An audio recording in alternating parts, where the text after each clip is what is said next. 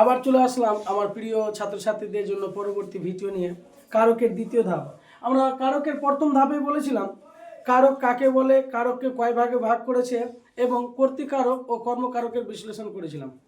আপনারা যথেষ্ট ভালোবাসা দিয়েছেন, সুন্দর সুন্দর মন্তব্য করেছেন, তার জন্য আপনাদের অসংখ্য ধন্যবাদ। এবার পরবর্তী ভিডিওতে করণ কারক, অধিকরণ কারক, অপাদান কারক ও নিমিত্ত কারকের বিশ্লেষণ করব। তাহলে সময় অপচয় না করে দেখো 3 নম্বর করণ কারক। দ্বারা দিয়ে প্রশ্ন হবে। উদাহরণ, কোদালে পা কাটলো। এবার দেখো কোদালে পা কাটলো, তার মানে কোদাল দিয়ে পা কাটলো, এখানে দিয়ে আসছে। আবার দেখো মেঘে আকাশ ভরে গেল, মেঘে আকাশ ভরে গেল, তার মানে দেখো মেঘের দ্বারা আকাশ ভরে গেল, মেঘের দ্বারা আকাশ ভরে গেল। ঠিক তেমনি আবার হতে পারে কলমে কায়স্থ চিনি, গোপেতে রাজপুত, গোপের নিচে দাগ, গোপেতে মানে গোপের দ্বারা চেনা যাচ্ছে কি রাজপুত। এই মতো যেন দ্বারা দিয়ে যদি থাকে তাহলে ওটা করণ কারক হয়। তাহলে আমরা যখনই বাক্যটা পড়বো, বাক্যটা পড়ার পর ক্রিয়াপদের সঙ্গে, যেমন এখানে কাটার সঙ্গে যখন প্রশ্ন করছি কি দ্বারা, কার দ্বারা, তখন দেখতে পাচ্ছি কোদলের দ্বারা, কোদলের। আবার যখন ভরে গেল আবার দেখছি তো মেঘের দ্বারা।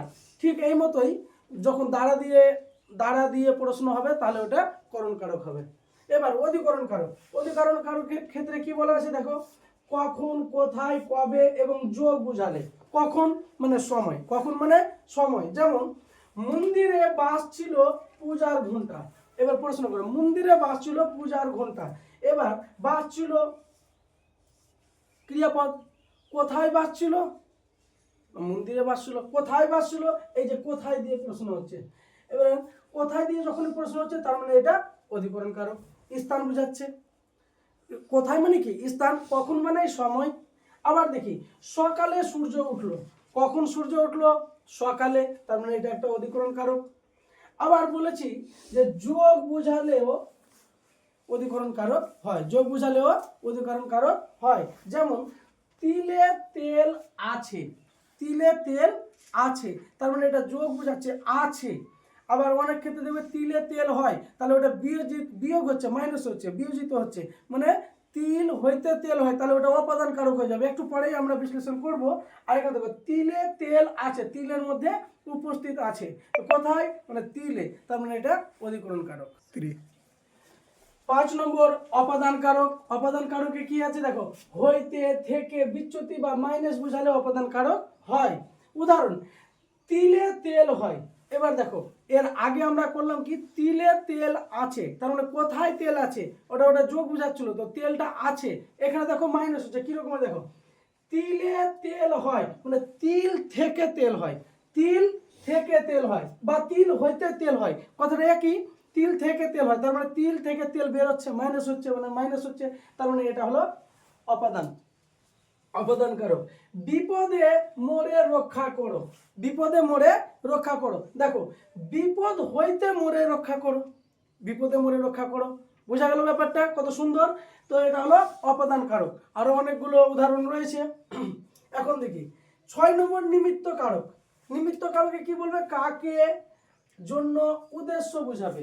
তাহলে কাকে জন্য উদ্দেশ্য যদি বোঝায় তাহলে ওটা নিমিত্ত কারক হয়। কেমন, উদাহরণ, ভিক্ষুককে ভিক্ষা দাও, কাকে ভিক্ষা দাও, প্রশ্ন করো, ভিক্ষুককে ভিক্ষা দাও, কাকে ভিক্ষা দাও। যখন আমরা ক্রিয়াপদের সঙ্গে প্রশ্ন করছি তখন দেখছি কাকে দিয়ে প্রশ্ন হচ্ছে।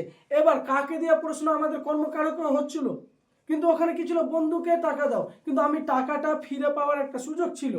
ধোপাকে কাপড় দাও, ধোপার কাছ থেকে কাপড়টা ফিরে পাওয়ার সুযোগ আছে। কিন্তু যখন এখানে আসছে ভিক্ষুককে ভিক্ষা দাও, কাকে ভিক্ষা দাও, কাকে দিয়ে আসছে, কিন্তু এটা হলো সম্পূর্ণ দান, ভিক্ষুকের কাছ থেকে টাকা ফিরে পাচ্ছি না বা পাবো না, তাহলে এটা হলো নিমিত্ত কারক, মানে দান বুঝাচ্ছে সম্পূর্ণ।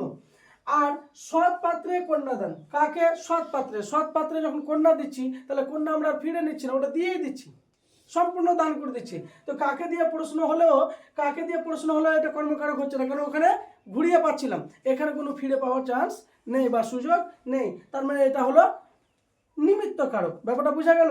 এবার দেখো উদ্দেশ্য বোঝাতে গেলে, উদ্দেশ্য কেমন, আগামীকাল তীর্থে যাত্রা করব, আগামীকাল তীর্থে যাত্রা করব। এবার দেখি আগামীকাল তীর্থে যাত্রা করব, এর মানে আগামীকাল তীর্থের উদ্দেশ্যে যাত্রা করব, আগামীকাল তীর্থের উদ্দেশ্যে যাত্রা করব, এই ব্যাপারটা। যেমন রাম দোকানে চিনি আনতে গেল, তার মানে কি রাম দোকানে চিনি আনতে গেল, দোকানে দাগ দিলেও দোকানের উদ্দেশ্যে যাচ্ছে চিনি আনতে, এই ব্যাপারটাই। এটা হলো নিমিত্তকারক, তার মানে কাকে জন্য উদ্দেশ্য এটা থাকলে নিমিত্তকারক। আচ্ছা, আমাদের 6টা কারক সুন্দরভাবে বিশ্লেষণ করা হলো, আশা করি আপনাদের খুব ভালো লাগবে। আর বর্তমানে যারা মাধ্যমিক পরীক্ষা দিবে তাদের জন্য তো খুবই গুরুত্বপূর্ণ বিষয়, তাই আমার পেজটাকে ফলো করবেন, আমার সঙ্গে সাপোর্ট করবেন। এখানে শিক্ষামূলক নানান ধরনের সুন্দর সুন্দর ভিডিও যথাসাধ্যভাবে চেষ্টা করব বোঝাবার জন্য, শেখানোর জন্য আমার প্রিয় ছাত্রছাত্রীদের ধন্যবাদ।